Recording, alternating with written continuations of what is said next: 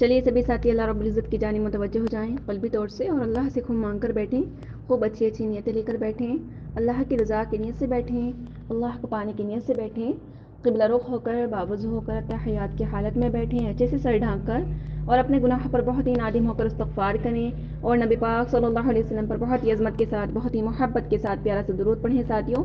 چلیے استغفار کر لیجیے اور درود شریف پڑھ لیجیے۔ جی ساتھیوں، جیسے کہ آپ سب کو معلوم ہے، آج کا جو ہمارا ٹاپک ہے وہ ہے یاد الہی، یعنی اللہ تعالیٰ کی یاد سے ہم لوگ ایک پل بھی غافل نہ ہوں، کیونکہ بہت بڑا نقصان ہے۔ چلیے بتاتے ہیں۔ نحمده ونصلی علی رسولہ الکریم، اما بعد فاعوذ باللہ من الشیطان الرجیم، بسم اللہ الرحمن الرحیم۔ دیکھیے ساتھیوں، انسان کی زندگی دو چیزوں سے مل کر ہوتی ہے نا، جو ہماری زندگی ہے وہ دو چیزوں سے مل کر ہوتی ہے، ایک جسم اور دوسرا روح، ٹھیک ہے، روح ہوتی ہے۔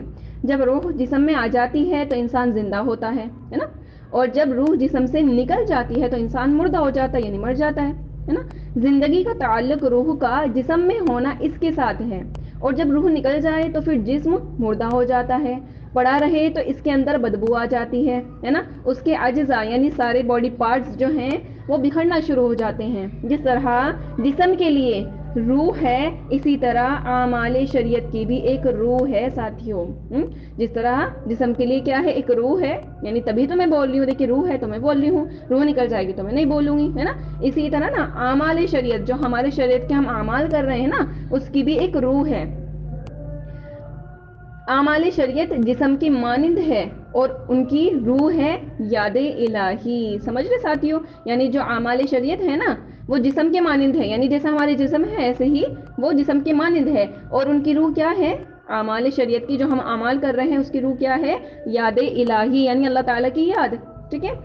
اللہ کی یاد، یہ دیکھیں، یہ یاد الہی جب ان اعمال میں آ جاتی ہے، یعنی جو بھی ہم اعمال کر رہے ہیں، یہ یاد الہی جب ان اعمال میں آ جاتی ہے تو یہ اعمال زندہ ہو جاتے ہیں۔ اس لیے ہر عمل میں یاد الہی کا ہونا لازم ہے، یعنی اللہ کی یاد کا ہونا لازم ہے، ضروری ہے ہر اعمال میں، ورنہ یہ اعمال بے جان لاشیں ہو جائیں گے۔ اللہم حافظنا منہ، اللہ کے یہاں قبول نہیں ہو سکیں گے ساتھیوں۔ یہ کتنی بڑی بات ہے نا، ہے نا۔ ہم دیکھیں کچھ بھی کر رہے ہیں، ذکر اذکار کچھ بھی کر رہے ہیں، لیکن اللہ کی یاد نہیں ہے تو پھر وہ کیا ہے؟ وہ قابل قبول بھی نہیں ہے۔ یہ کتنی بڑی بات ہے، انسان محنت بھی کر رہا ہے پھر بھی وہ قبول نہ ہو، ہے نا، کتنا بڑا خسارہ ہے۔ یاد الہی ہو تو اعمال اللہ کے یہاں مقبول، یاد الہی ہو تو اعمال عبادت ہیں، اور اگر یاد الہی نہیں ہو تو پھر صرف عادت بن جاتی ہے کہ بس کیا ہے، ہم تو صرف کیا ہے بھئی، عادت بنی ہوئی ہے اور بس نیک اعمال کر رہے ہیں۔ یاد الہی کے بغیر نماز پڑھی تو یہ اٹک بیٹھک ہوئی صرف، ٹھیک ہے۔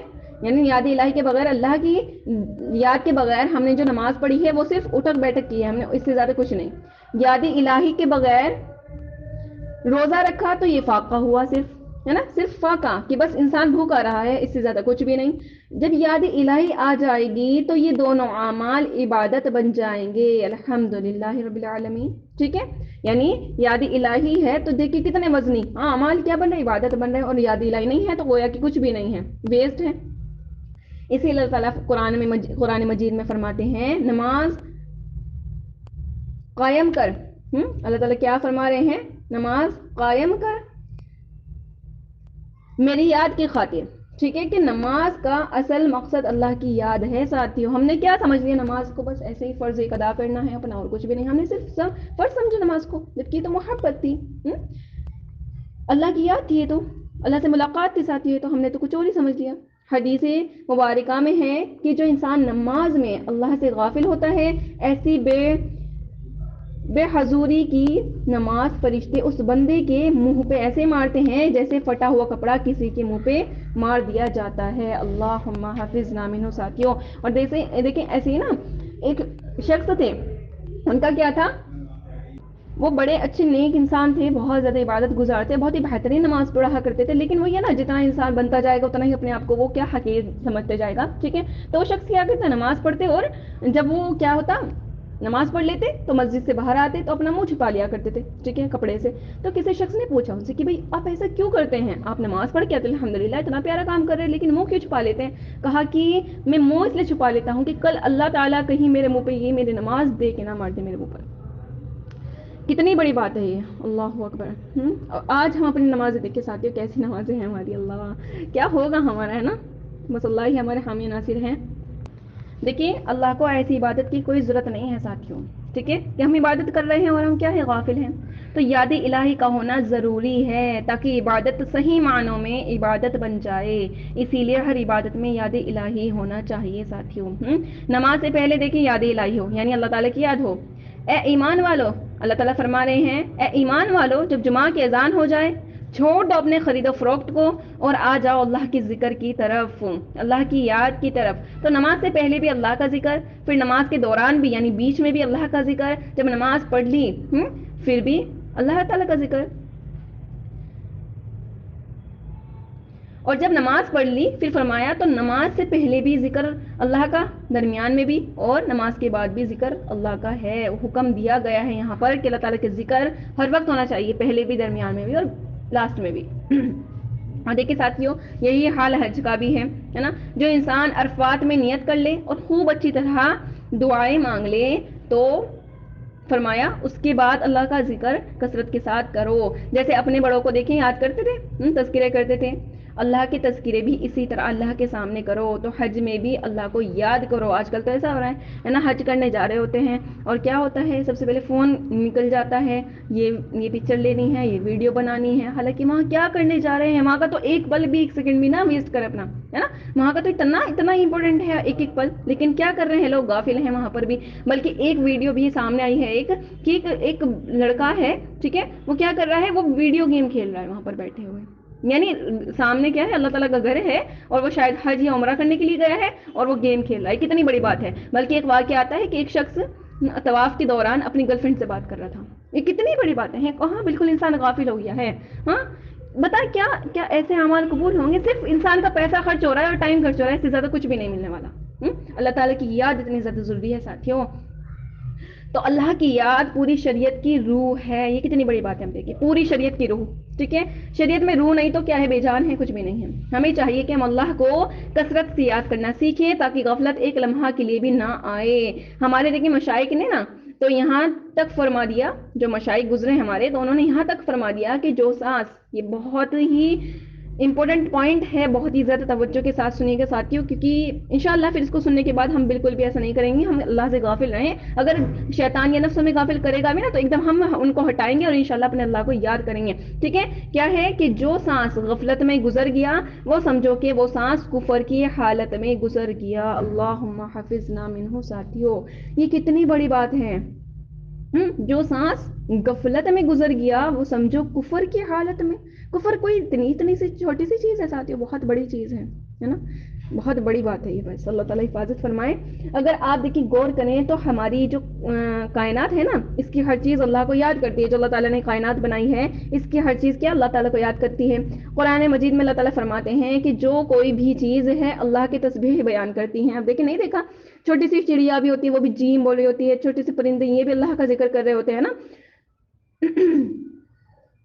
لیکن ہم کیا ہے اس کی تسبیح کو نہیں سمجھ پاتے، تو وہ تسبیح ہمیں سمجھ میں نہیں آ سکتی، لیکن ہر چیز اللہ کو یاد کر رہی ہے، حتیٰ کہ جب پرندے بولیاں بول رہے ہوتے ہیں تو وہ بھی اپنے رب کو یاد کر رہے ہوتے ہیں، درخت کے پتے اللہ کو یاد کر رہے ہوتے ہیں، ہوا تیز چلتی ہے رب کو یاد کرتی ہے۔ اور حدیث مبارکہ نے اس کا ثبوت ملتا ہے، حدیث مبارکہ میں اس کا ثبوت ملتا ہے کہ نبی کریم صلی اللہ علیہ وسلم نے ارشاد فرمایا کہ جب تک درخت کا پتا سبز ہوتا ہے یعنی ہرا ہوتا ہے اللہ کو یاد کرتا رہتا ہے، اور جیسے ہی خشک ہوتا ہے وہ اللہ سے غافل ہو جاتا ہے۔ جب پرندہ جب تک اللہ کو یاد کرتا رہتا ہے اس وقت تک آزاد رہتا ہے، جب غافل ہوتا ہے اس کو شکار کر لیا جاتا ہے۔ یہ کتنی بڑی بات ہے ساتھی، وہ یاد کر اللہ تعالیٰ کو تو وہ آزاد ہے، جیسے وہ اللہ تعالیٰ سے غافل ہوا تو وہ شکار کر لیا جاتا ہے، یعنی اس کو پکا کے کھا لیا جاتا ہے۔ پھر دیکھیں صاف ستھرا کپڑا اللہ کو یاد کرتا ہے، جیسے میلا کچیلا جو ہوتا ہے نا تو غافل ہو جاتا ہے، یعنی صاف ستھرا کپڑا ہے تو اللہ تعالیٰ کو یاد کر رہا ہے، جیسے وہ میلا کچیلا ہوا تو وہ غافل ہو جاتا ہے۔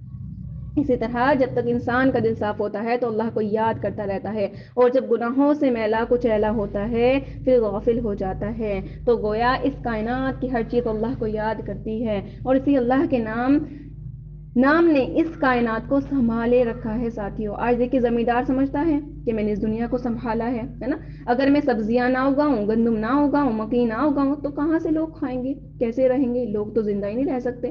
میں نے ساری دنیا کو سنبھالا ہوا ہے.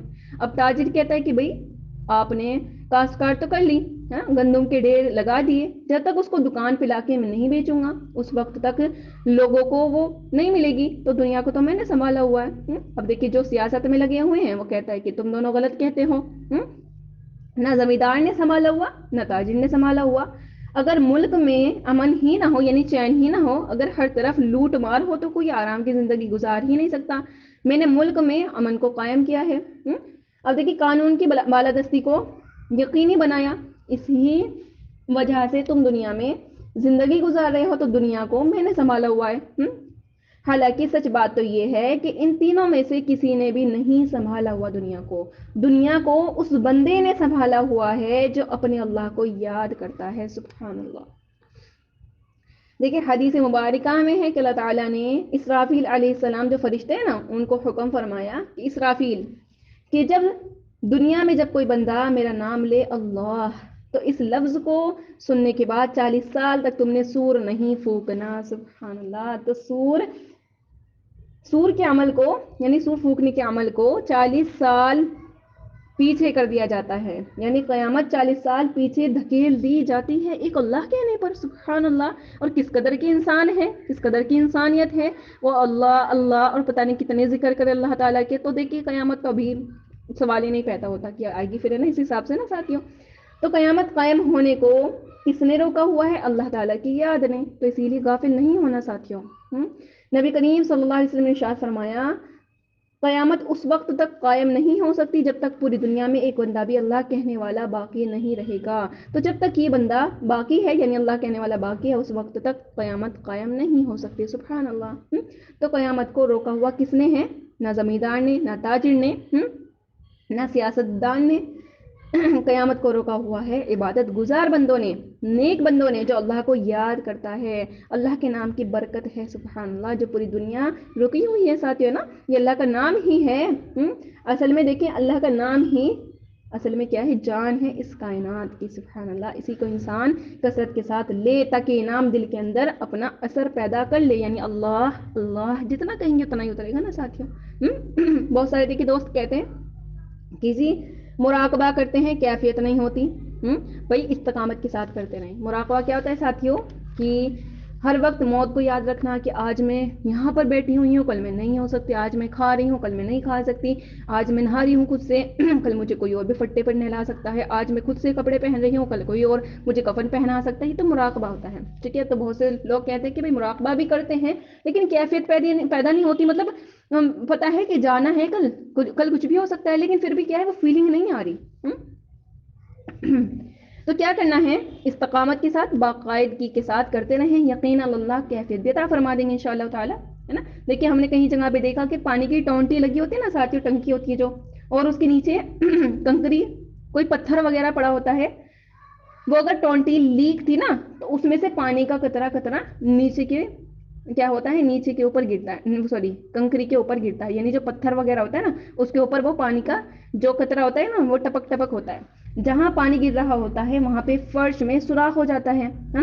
یعنی پتھر ہو چاہے فرش ہو اس میں سوراخ ہو جاتا ہے. پانی کتنا نرم ہے لیکن لگاتار گر رہا ہے وہاں پتھر میں یہ راستہ بنا لیتا ہے. تو ایسا تھیو اگر اللہ کا نام تواتر کے ساتھ لیا جائے، یعنی بہت زیادہ کثرت کے ساتھ لیا جائے، تو کیا یہ اللہ کا نام دل میں اپنا راستہ نہیں بنا پائے گا؟ ہاں انشاءاللہ بنا پائے گا. بالکل جیسے نرم اتنا پانی ہے لیکن وہ پتھر میں پھر بھی چھید کر دیتا ہے، تو کیا یہ تو دل تو اتنا زیادہ ملائم ہے نا ساتھ نرم ہے. تو اللہ کا نام لیں گے تو انشاءاللہ یہ اپنا جگہ راستہ بنا ہی لے گا انشاءاللہ، ہے نا. دیکھیے قرآن مجید کی آیت ہے کہ جب سلیمان علیہ السلام نے نا اپنا نمائندہ بھیجا ملک بلقیس کے پاس، تو اس نے اپنے امراء سے مشورہ کیا کہ میں کیا کروں. یعنی بلقیس نے مشورہ کیا کہ میں کیا کروں. امراء نے اس کو وہی جواب دیا کہ قدم آپ اٹھائیں ہم آپ کے ساتھ ہیں. وہ سمجھدار تھی، کہنے لگی نہیں، جب بادشاہ کسی بستی میں داخل ہوتے ہیں نا تو فساد مچا دیتے ہیں، اور جو معزز ہوتے ہیں انہیں ذلیل کر دیتے ہیں. یعنی جو بیچارے تھوڑے کم درجے کے لوگ ہوتے ہیں انہیں کیا کرتے ہیں بادشاہ ذلیل کر دیا کرتے ہیں اور نکال دیتے ہیں ذلیل کر کے. یہ تو ظاہری معنی تھے. دیکھیں میں نے اس آیت کے آپ کو بتایا ظاہری معنی. اس آیت کے حضرت بستانی رحمۃ اللہ علیہ فرماتے ہیں کہ اس آیت میں ایک تعمیر یہ ہے، ایک پیاری سی بات یہ ہے، اور وہ یہ کہ اگر کریا سے مراد دل کی بستی لے لی جائے اور ملوک سے مراد اللہ کا نام لے لیا جائے تو پھر اس کے معنی یوں بنیں گے جب اللہ کا نام اس دل کی بستی میں داخل ہو جاتا ہے انقلاب مچا دیتا ہے، یعنی بدلاؤ مچا دیتا ہے، اور دنیا جو وہ معزز ہوتی ہے یعنی دنیا کیا حقیر ہے، ذلیل ہے، اس کو ذلیل کر کے دل سے نکال دیتا ہے. سبحان اللہ. یعنی جتنا اللہ کا نام لیتے رہیں گے نا ساتھیوں تو اللہ کا نام دل میں آتا ہے تو دل سے دنیا کی محبت نکل جاتی ہے. سبحان اللہ. یعنی اللہ اللہ ہم کہہ رہے ہیں، ہم نہیں چاہتے، سبھی چاہتے ہیں نا کہ ہمارے کیا ہو دل سے دنیا کی محبت نکل جائے، ہے نا. تو پھر کیا ہوگا، جتنا اللہ کا نام لیں گے نا ساتھی اتنا ہی دنیا کی محبت ہمارے دل سے نکل جائے گی. ہاں، اور پھر کیا ہوگا، دل اللہ تعالیٰ کی محبت سے بھر جاتا ہے. الحمدللہ. اسی لیے ذکر کی کثرت کرنی چاہیے ساتھیوں، مراقبے کی کثرت کرنی چاہیے. اے ایمان والو، اللہ کا ذکر کثرت کے ساتھ کرو. اس ذکر کی خوبی یہ بھی ہے کہ ذکر سے ذات کی محبت پیدا ہوتی ہے. سبحان اللہ. یعنی جس کی ہم کیا ہے ذکر کر رہے ہیں ہم نا، اس کی محبت انشاءاللہ ہمارے دل میں آ جائے گی. تو جو کثرت کے ساتھ ذکر کرتا ہے اس کے دل میں اللہ کی محبت کثرت کے ساتھ آ جاتی ہے. سبحان اللہ. دل اس کا محبت الہی سے بڑھ جاتا ہے. جیسے دیکھیں شراب کا ایک نشہ ہے نا ساتھیوں، پینے والا نشے میں ہوتا ہے، ایسے ہی اللہ تعالیٰ کی محبت کا ایک اپنا نشہ ہے. جس کے دل میں اللہ کی محبت خوب بھری ہوئی ہو نا ساتھیوں، تو اس بندے کا چہرہ بتاتا ہے کہ اس نے پی ہوئی ہے، یعنی اللہ کی محبت کی شراب اس نے پی ہوئی ہے. مگر فرق کیا ہے؟ فرق یہ ہے کہ جو بندہ دنیا کی شراب پی کر نکلے گا لوگ اپنے جوتے اس کے سر پہ ماریں گے، اور جو اللہ تعالیٰ کی محبت کی شراب پی کر نکلے گا، اس محبت الہی کی شراب میں سرشار ہو کر نکلے گا، لوگ اس شخص کے جوتے اٹھا کے اپنے سروں پہ رکھ لیں گے. سبحان اللہ العظیم. ہے نا، یہ ہے فرق. دیکھیں الحمدللہ. دنیا کے بادشاہوں کو دیکھا کہ ان کے خدام عام ہوتے ہیں. دیکھیے جو دنیا کے بادشاہ ہوتے ہیں ان کے خدام کیا ہوتے ہیں؟ عام لوگ ہوتے ہیں، بیچارے غریب شریب ہوتے ہیں. ٹھیک ہے، لیکن اللہ والوں کو دیکھا ان کے خدام جو ہوتے ہیں نا، ان کے نوکر چاکر ہوتے ہیں، وقت کے بادشاہ ہوتے ہیں. سبحان اللہ. اگرچہ وقت کے بادشاہ ہوتے ہیں مگر اللہ والوں کے خادم بھی ہوتے ہیں. صحیح شریف میں حضرت خواجہ محمد معصوم رحمۃ اللہ علیہ کا جہاں پر مزار ہے نا، اس کی ایک بڑی چوڑی سڑک جاتی ہے ساتھیوں. ایک یہ بہت اللہ والے گزرے ہیں، ان کا مزار ہے یعنی قبر مبارک ہے، اس کی ایک بڑی چوڑی سڑک جاتی ہے. مزار سے تھوڑا پہلے سڑک کے درمیان میں ایک قبر ہے. ویسے تو دیکھیں سارا ارد گرد قبرستان ہے، مگر یہ قبر بالکل راستے کے درمیان میں ہے، یعنی بیچ میں ہے راستے کے. جب پہلی دفعہ دیکھا تو کیا کہہ رہے ایک شخص کہ مجھے بڑا عجیب لگا. تو جو خانقاہ کے ذمہ دار تھے نا، میں نے ان سے پوچھا کہ جی راستے کے درمیان میں یہ قبر کیوں بنائی ہوئی ہے؟ کیا قبر پہلے تھی، راستہ بعد میں بنایا گیا، یا راستہ پہلے تھا اور قبر بعد میں بنی؟ ہے نا. انہوں نے کہا اصل وجہ یہ ہے کہ حضرت خواجہ معصوم رحمۃ اللہ علیہ کا ایک مرید تھا جو افغانستان کا بادشاہ تھا. اس نے مرنے سے پہلے وصیت کی تھی کہ جب میں مر جاؤں تو میرے شیخ کی طرف سے جو راستہ جاتا ہے نا، مجھے اس راستے کے درمیان دفن کیا جائے. تو افغانستان سے اس کا جنازہ لایا گیا اور یہاں اس کی قبر مبارک بنائی گئی.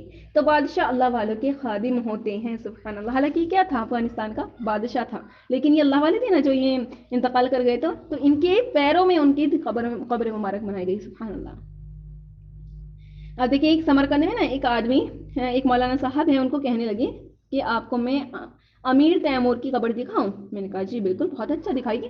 وہ ایک جگہ لے گیا تو میں نے دیکھا وہاں پر ایک قبر ہے اور بالکل اس کے ساتھ بس ایک ایسے 6 انچ کا فاصلہ ہوگا، اس کے ساتھ دوسری قبر بھی بنی ہوئی ہے. تو میں دیکھ کر حیران ہوا. پھر میں نے سوچا کہ یہ قبریں قریب قریب کیوں بنی ہوئی ہیں، یعنی پاس پاس کیوں ہیں؟ اس نے کہا کہ امیر تیمور نے مرنے سے پہلے یہ وصیت کی تھی کہ جب میں مر جاؤں تو میری قبر اس طرح بنانا کہ میرا سر میرے شیخ کے قدموں میں آئے. اسی لیے جہاں شیخ کے قدم ختم ہوتے تھے وہاں امیر تیمور کے سر کو رکھا گیا. سبحان اللہ. ساتھیوں اللہ والوں کی اتنی زیادہ قدر ہے. دیکھیں الحمدللہ رب العالمین. یعنی بادشاہ ہونے کے باوجود وہ ان کے قدموں میں ان کی قبریں بنی ہوئی ہیں. سبحان اللہ.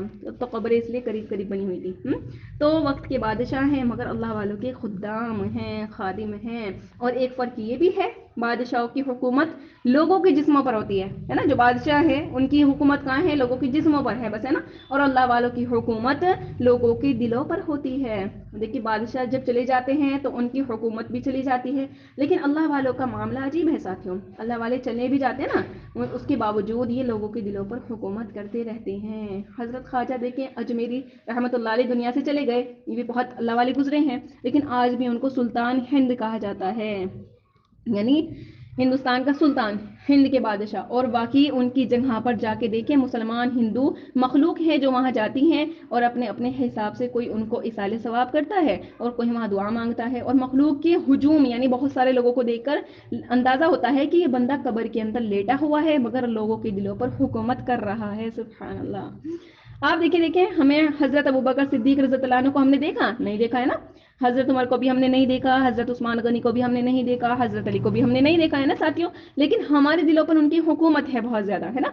देखिए हम अपने बाप के बारे में हम गाली बर्दाश्त कर पाएंगे, है ना, एक बारी को कर लेंगे, लेकिन उन हजरात की शान में गुस्ताखी हमसे बर्दाश्त नहीं हो सकेगी। अगर कोई उनकी शान में गुस्ताखी करें तो हमारे अंदर ना खून में हमारे एक किस्म की आग लग जाएगी और हम बोलेंगे कि आपने ये बोला ही क्यों, आपकी जुर्रत कैसी हुई, हम नहीं सुन पाएंगे, है ना।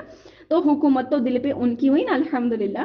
हाँ देखिए आइमा अरबा के बारे में आज दिल में इतनी मोहब्बत है, यानी ये जो अल्लाह वाले गुजरे हैं, सहाबा कराम गुजरे हैं, इनके दिलों में इनके बारे में आज दिल में इतनी मोहब्बत है कि अपने हकीकी बाप से भी उनकी उनकी मोहब्बत ज़्यादा महसूस होती है। सुभान अल्लाह। तो अल्लाह वालों की मोहब्बत दिल में इतनी होती है कि इंसान उस पर हैरान होता है। और ये किस लिए होता है कि उनके दिलों में अल्लाह के लिए मोहब्बत होती है। उसूल ये है कि जो इंसान जिस कदर अल्लाह से मोहब्बत करता है, अल्लाह की मखलूक उसी कदर उससे मोहब्बत करती है। अल्हम्दुलिल्लाह रब्बिल आलमीन। तो ये जो मखलूक की मोहब्बत, मखलूक जो मोहब्बत करती है ना साथियों, ये असल में अल्लाह की मोहब्बत का अक्स होता है जो हमें नजर आ रहा होता है। उनके दिलों में अल्लाह की मोहब्बत है, हमारे दिलों में उनकी मोहब्बत आ जाती है। सुभान अल्लाह। लोग कुर्बान हो रहे होते हैं, अपने आप को खिदमत के लिए पेश कर रहे होते हैं ना। हजरत देखिए एक हजरत है, हजरत शेख अब्दुल कादिर रहमतुल्लाह अलैह का एक देखिए मुरीद था जो एक इलाके का बादशाह था। उसने देखा कि हजरत के यहाँ बहुत कसरत से मेहमान आते जाते हैं, तो उसने एक खत लिखकर भेजा कि हजरत आपके यहाँ बहुत मेहमान नवाजी होती है, रोजाना हजारों मुरीद आते हैं, है ना, और जाते हैं, तो उनकी मेहमान नवाजी के लिए खर्चे की जरूरत है। मैंने आपको हदीये के तौर पर ना एक चीज पेश कर दिया है, आप इस इलाके को अपनी जहांगीर बना लीजिए, है ना, और इसकी आमदनी से अपनी मेहमान नवाजी का अमल कीजिए। अल्हम्दुलिल्लाह। यानी देखिए कितनी बड़ी कमेंट में दे रहे हैं, मतलब चीज़ दे रहे हैं कि भाई आप ये ले लीजिए, यानी पूरा इलाका ले लीजिए, और जो भी इसमें मतलब आपको फ़ायदा नज़र आएगा तो आप उससे मेहमान नवाजी कीजिए।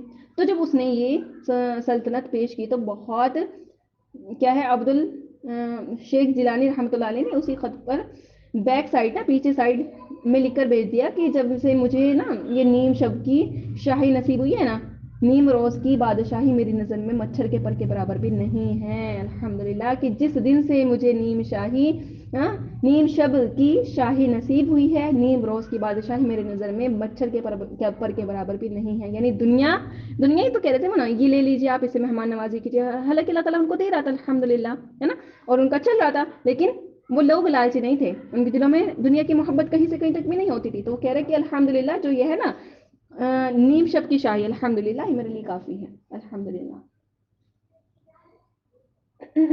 तो क्या कह रहे हैं कि मेरे दिल में मच्छर के पर के बराबर भी नहीं है। क्या सोने का दिल अल्लाह ने अता किया था ना साथियों, और ये जिक्र की वजह से होता है कि दुनिया दिल में क्या होती है, हकीर हो जाती है, और अल्लाह ताला मोहब्बत बहुत ज़्यादा कर देता है अपने उसके दिल में। फिर ऐसे बंदे से अल्लाह भी मोहब्बत फरमाते हैं, उसकी दुआएं कबूल करते हैं। देखें अब एक वाक़या पेश करती हूँ, अल्हम्दुलिल्लाह बहुत ही प्यारा वाक़या है साथियों, ध्यान से सुनिएगा। सुल्तान महमूद गजनवी, ये सबने नाम सुना हुआ होगा ना, सुल्तान महमूद गजनवी एक नेक बादशाह गुजरा है। उसने ना देखिए एक मंदिर को ना फतह करने के लिए 16 दफ़ा हमला किया, 16, और 16 दफ़ा नाकाम हुआ। और आप गौर करें कितनी अजीब बात है ना कि 16 दफ़ा एक बंदा जंग करे और शिकस्त उठाए, लोग मरते भी होंगे, तकलीफ भी होती होगी बेचारों को, है ना, जिल्लत उठानी पड़ती होगी, मगर वो अल्लाह का बंदा लग रहा है कि मैंने इस मंदिर को फतह करना है। 16 दफा की शिकस्त खाने के बाद किसी ने सुल्तान महमूद से कहा कि आपने कोशिश में तो कोई कमी नहीं छोड़ी है ना, अब किसी अल्लाह वाले से दुआ भी करवा लो कि अल्लाह ताला अब तुम्हें कामयाब फरमा दे। यानी 16 बार तो आपने कोशिश कर ली, अब देख लीजिए दुआ करा के। तो उस वक्त एक बुजुर्ग थे हजरत ख्वाजा अबुल हसन رحمۃ اللہ علیہ، یہ سلسلہ نقش بندی کے نا بزرگ تھے ساتھیوں، ان کی خدمت میں وہ حاضر ہوئے، یعنی سلطان، ٹھیک ہے، حضرت کی خانقاہ تھی تو، اور اس دن وہ کیا تھا، اس دن وہاں جو مرید تھے نا وہ صفائی کر رہے تھے ان کی خانقاہ میں، جھاڑو لگا رہے تھے، مٹی اڑ رہی تھی، اور حضرت اندر کمرے میں بیٹھے ہوئے تھے، اور ان کو سر میں نا کھجلی محسوس ہو رہی تھی۔ یہ خارش کئی مرتبہ دیکھیں کیا ہوتا ہے، جوؤں کی وجہ سے بھی ہوتی ہے، اور کئی مرتبہ نا خشکی کی وجہ سے بھی ہوتی ہے، ڈینڈرف ہو جاتا ہے تو اس کی وجہ سے بھی خارش ہوتی ہے۔ تو چونکہ بال لمبے تھے ان کے، زلفیں تھی، تو حضرت نے ایک خادم کو کہا کہ سر میں دیکھو خارش ہو رہی ہے، تو وہ سر میں ہاتھ سے دیکھنے لگا کہ کہیں خشکی ہو رہی ہے یا جوئیں تلاش کر رہا ہے، ٹھیک ہے، وہ ایسے کرنے لگا۔ ایسے وقت میں وہاں سلطان محمود غزنوی وہاں پہنچ گئے، ٹھیک ہے۔ ایک آدمی نے دیکھا کہ وقت کا بادشاہ آیا ہے، بہت بڑی بات ہے نا ساتھیوں، ہمارے گھر میں کوئی بادشاہ آ جائے وقت کا تو ہم تو پھولا ہی نہیں سمائیں گے، ہے نا۔ تو وہ بھاگا بھاگا اندر آ گیا کہ میں حضرت کو ذرا جا کر بتاؤں، اور وہاں تو منظر ہی عجیب تھا کہ حضرت تو سر مطلب جھکا کے بیٹھے ہوئے ہیں، اور جو خادم تھا وہ ان کے بالوں میں خشکی ہے جو تلاش کر رہا ہے۔ تو اس نے اس خادم کو اشارے سے بتایا کہ حضرت کو ملنے کے لیے بادشاہ سلامت آ رہے ہیں۔ اب اس خادم کو جب پتا چلا کہ بادشاہ سلامت آ رہے ہیں تو اس نے حضرت کو جلدی سے کہا کہ حضرت حضرت، تو حضرت اس کی طرف متوجہ ہوئے، کہنے لگے کیا ہوا کیا ہوا، تو حضرت کہنے لگا وہ حضرت وہ بادشاہ سلامت آ رہے ہیں۔ تو حضرت نے فرمایا اوہو، میں سمجھا کہ کوئی بڑی ایسی جو ہاتھ آ گئی الحمدللہ، سمجھ رہے سے دیکھیں وقت کا بادشاہ ملنے کے لیے آ رہا ہے، اور ان حضرت کے دل میں کتنی اللہ کی محبت ہے اور دنیا کی حکارت ہے، الحمدللہ۔ ہاں، ہم ایک دم پتہ نہیں کیا ہو جاتا کہ بھئی اوہو ہم کیسے حالت میں بیٹھے ہیں، چلیے جلدی سے صفائی کر لیتے ہیں یا اپنے آپ کو ہم سیٹ کر لیتے ہیں نا، نہیں کچھ بھی نہیں، وہ کہہ رہے اوہو مجھے لگا بڑی سی جواں ہاتھ آ گئی اور یہ تو بادشاہ آیا ہے، ٹھیک ہے۔ تو دنیا کی اتنی زیادہ حکارت تھی، وہ فرماتے ہیں کہ میں سمجھا کوئی بڑی سی جوں تیرے ہاتھ آ گئی۔ ہاں، اتنے میں سلطان بھی آ گیا، حضرت نے اس کو سلام کیا، بٹھایا اپنے پاس، ٹھیک ہے، تھوڑی دیر گفتگو کی۔ اب اس گفتگو کے دوران سلطان نے درہم دینار کی بھری ہوئی نا تھیلی ہدیہ کے طور پر انہیں دی، ان بزرگ کو۔ تو حضرت نے سلطان محمود کو کہا یہاں رکھ دیں، ہاں جو حضرت تھے اللہ والے، تو سلطان محمود کو کیا کہا، درہم دینار یہاں رکھ دیں، اس نے رکھ دی۔ تو تھوڑی دیر بعد حضرت نے اپنے خادم سے کہا کہ ہمارے پاس کوئی کھانے کی چیز ہے، تو خادم کہنے لگا کہ ان کا مرید کہنے لگا کہ ایک خشک روٹی کا ٹکڑا ہے، اس نے کہا جی خشک روٹی کا ٹکڑا ہے، فرمایا لے آؤ۔ جب وہ لے آیا تو بادشاہ کو پیش کیا کہ جی یہ ہمارے پاس ہے، آپ کھائیے۔ اب بادشاہ نے خشک روٹی کا ٹکڑا اپنے منہ میں ڈالا تو وہ اتنا خشک تھا کہ حلق سے نیچے نہیں اترا، تو پانی پینے کی ضرورت محسوس ہوئی۔ تو حضرت نے اسے کہا کہ لگتا ہے کہ یہ خشک ٹکڑا نیچے گلے سے نہیں اتر رہا تمہارے، ہے نا؟ اس نے کہا جی ہاں، یعنی سلطان نے کہا جی ہاں اتنا خشک ٹکڑا ہے کہ میرے گلے سے نیچے نہیں اتر رہا۔ فرمایا حضرت جی نے، اللہ والے شخص نے، کہ جیسے میری خشک روٹی کا ٹکڑا تمہارے گلے سے نہیں اتر رہا، یہ تمہارے دینار اور درہم کی دی ہوئی تھیلی میرے گلے سے نہیں اتر رہی، سبحان اللہ۔ تو بادشاہ نے محسوس کیا کہ واقعی ان کو کوئی درہم یا دینار کی ضرورت نہیں ہے، یہ استغنا کے ساتھ اللہ کو یاد کرنے والے لوگ ہیں، سبحان اللہ۔ اب اس نے کہا کہ حضرت، یعنی سلطان محمود غزنوی نے کہا کہ حضرت اب میں مقصد بتاتا ہوں جس مقصد سے میں یہاں پر حاضر ہوں آپ کے پاس نا، میں ایک مندر کو فتح کرنے کے لیے 16 دفعہ حملہ کر چکا ہوں، مگر میں ہر دفعہ ناکام ہوا، اب پھر ایک اور مرتبہ حملہ کرنے کا ارادہ ہے تو دعا کروانے آیا ہوں، کیا آپ دعا کر دیجیے کہ اللہ مسلمانوں کو کامیاب کرے۔ تو حضرت نے ایک جبہ پڑا تھا نا اپنے پاس، وہ اٹھا کے دے دیا اس کو، فرمایا کہ یہ جبہ ساتھ لے جاؤ اور جب تم مشکل وقت میں ہو تو یہ جبہ سامنے رکھ دو، اپنے مطلب سامنے رکھ دینا، اور 2 رکعت نفل اللہ کے سامنے پڑھو اور یہ دعا مانگو، یا اللہ اگر اس جبے والے کا کوئی مقام تیری نگاہوں میں ہے تو میری اس معاملے میں میری مدد فرما دیجیے، سبحان اللہ۔ تو تم دعا کرو گے اللہ تمہاری دعا قبول فرمائیں گے۔ تو سلطان محمود غزنوی بڑا خوش ہو گیا، اب واپس آیا، اب اس نے کیا کیا، 17ویں دفعہ حملہ کیا۔ یہ مندر ایسا تھا جب اس پر نا حملہ کیا جاتا تھا ساتھیوں تو ہندوؤں کی نا مدد کے لیے اور بھی بہت سے لوگ آ جایا کرتے تھے، تو مسلمان تھوڑے ہوتے تھے، ٹھیک ہے، ہندو زیادہ ہوتے تھے، تو مسلمان فتح نہیں حاصل کر پاتے تھے، اس لیے اب دیکھیں جب 17ویں دفعہ جنگ ہوئی تو معاملہ پھر اسی طرح مسلمانوں کے قدم پیچھے ہٹنے لگے، ٹھیک ہے۔ جب سلطان محمود غزنوی نے دیکھا تو اس نے 2 رکعت نفل نماز پڑھی، اور وہ جبہ اپنی گود میں رکھ کے دعا مانگی کہ اللہ اگر اس جبے والے کا تیرے یہاں کوئی مرتبہ ہے تو تو اس کی برکت سے اللہ مجھے فتح عطا فرما دے، ٹھیک ہے۔ ایسا پاسا پلٹا کہ تھوڑی دیر میں نا اللہ نے مسلمانوں کو فتح عطا فرما دی، سبحان اللہ۔ تو سلطان محمود سومنات قلعے کو فتح کر چکا تھا، الحمدللہ۔ اب مندر کے اندر دیکھیں بہت ساری مورتیاں تھیں، تو سلطان نے حکم دیا کہ سب بتوں کو توڑ دیا جائے۔ تو اس وقت ہندوؤں نے نمائندہ بھیجا کہ جو ہمارے 2 خاص بت ہیں نا، آپ ان کو نہ توڑیں اور اس کے بدلے ہم آپ کو سونا دے دیتے ہیں جتنا ان کا وزن ہے، ٹھیک ہے، اتنا وزن مطلب ہم سونا دے دیتے ہیں۔ تو سلطان محمود نے کہا کہ اگر میں سونے کی عوض یہ بت دوں گا نا تو ساری دنیا مجھے بت فروش کہا کرے گی۔ میں بت فروش نہیں ہوں، میں تو بت شکن ہوں، یعنی توڑنے والا، بتوں کو توڑنے والا ہوں۔ میں تو ان کو توڑ کے رہوں گا۔ اور اللہ کی شان کی جب سلطان محمود نے اس بت کو توڑا تو وہ اندر سے خالی تھا، اور اس کے اندر سے خالی نہیں تھا، سوری، اس کے اندر بڑے قیمتی ہیرے جواہرات تھے اور ان کی قیمت سونے کی قیمت سے زیادہ تھی، سبحان اللہ۔ تو سلطان محمود بت شکن کہلایا، الحمدللہ اس نے بتوں کو بھی توڑا اور اللہ نے اس کو اس کے بدلے دنیا کا مال بھی عطا فرمایا۔ خیر دیکھیں، سلطان محمود بڑا خوش تھا، اس نے سوچا کہ میں جاتا ہوں اور حضرت خواجہ عبد الخالق رحمۃ اللہ علیہ کا شکریہ ادا کرتا ہوں۔ جو انسانوں کا شکریہ ادا نہیں کرتا نا ساتھ ہی، وہ اللہ کا بھی شکریہ ادا نہیں کر سکتا۔ تو چنانچہ سلطان محمود حضرت کے پاس حاضر ہوا، بڑا خوش تھا۔ حضرت نے پوچھا کہ سلطان محمود کیا معاملہ ہوا؟ کہا کہ حضرت آپ نے مجھے وہ جبہ دیا تھا نا، تو میں نے دعا مانگی تو اللہ نے مجھے سومنات فتح بنا دیا، سومنات فاتح بنا دیا۔ تو حضرت نے فرمایا کہ سلطان محمود تم نے بڑی تھوڑی قیمت لگائی، اگر اس وقت تم یہ دعا مانگتے اللہ مجھے پورے جہان کا فاتح بنا دے، اللہ تعالیٰ تجھے پورے جہان کا فاتح، پوری دنیا کا فاتح بنا دیتے، سبحان اللہ۔ تو اللہ والوں کا اللہ کے یہاں ایسا مقام ہوتا ہے ساتھی، الحمدللہ بتانے کا یہ مقصد تھا الحمدللہ کہ اللہ والوں کا اللہ کے یہاں ایسا مقام ہوتا ہے کہ اگر ان کی برکت سے دعا مانگی جائے نا تو وہ قبول ہوتی ہے، الحمدللہ۔ کہتے ہیں کہ جب سلطان محمود جب فوت ہو گیا تھا نا ساتھیوں، تو کسی نے ان کو خواب میں دیکھا، تو اس نے پوچھا سلطان محمود سے کہ آپ کا آگے کیا بنا؟ کہنے لگا کہ اللہ نے میری مغفرت فرما دی۔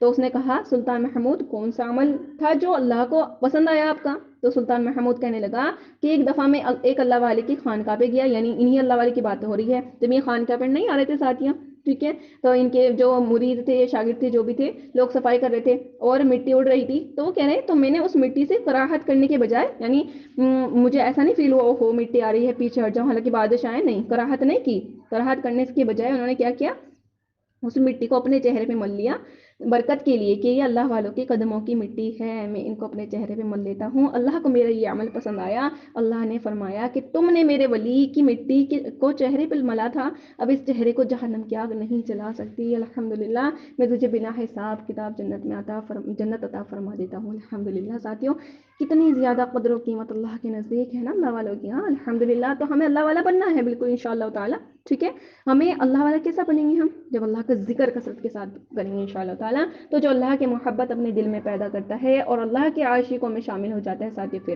اللہ تعالیٰ اس کو یوں دلوں کی بادشاہی عطا دیتے ہیں، فرما دیتے ہیں۔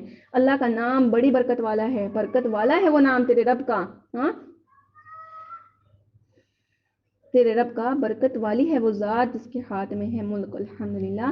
تو اللہ کی ذات بھی برکت والی اور اللہ کا نام بھی برکت والا، تو جو بندہ کثرت سے اللہ کا نام دل میں اور دل سے لیتا ہے اس کے دل میں بھی برکت آ جاتی ہے، پھر وہ دل شیطان کے حملے سے محفوظ ہو جاتا ہے، سبحان اللہ۔ وہ دل اللہ کی نظر میں آ جاتا ہے، اللہ تعالیٰ کی نظر میں، اللہ تعالیٰ کی اس پر نظر ہوتی ہے، اس کے دل کے اوپر۔ اللہ تعالیٰ ہمیں بھی ایسا دل عطا فرمائے کہ جو اللہ کی محبت سے بھرا ہوا ہو، اللہ وہ دل دے جو تیرے عشق کا گھر ہو، اللہ وہ دل دے جو تیرے عشق کا گھر ہو، دائم رحمت کی تیری اس پر نظر ہو، دل دے کہ تیرے عشق میں یہ حال ہو اس کا، محشر کا اگر شور ہو تو بھی نہ خبر ہو، سبحان اللہ، قیامت کا شور ہو اور دل اللہ کی محبت میں ایسا ہو کہ اس کو پتہ ہی نہ چلے کہ قیامت کا دن ہو گیا، الحمدللہ۔ دیکھیں آج اللہ سے دنیا کی دیکھیں نا ساتھیوں، نعمتیں مانگنے والے تو بہت ہیں، اللہ سے اللہ کی محبت مانگنے والے بہت تھوڑے ہیں۔ تو ان عظیم جو ہے نا ہماری الحمدللہ عظمت والی مجلس ہے نا، الحمدللہ اللہ سے اللہ کی محبت مانگی اس مجلس میں،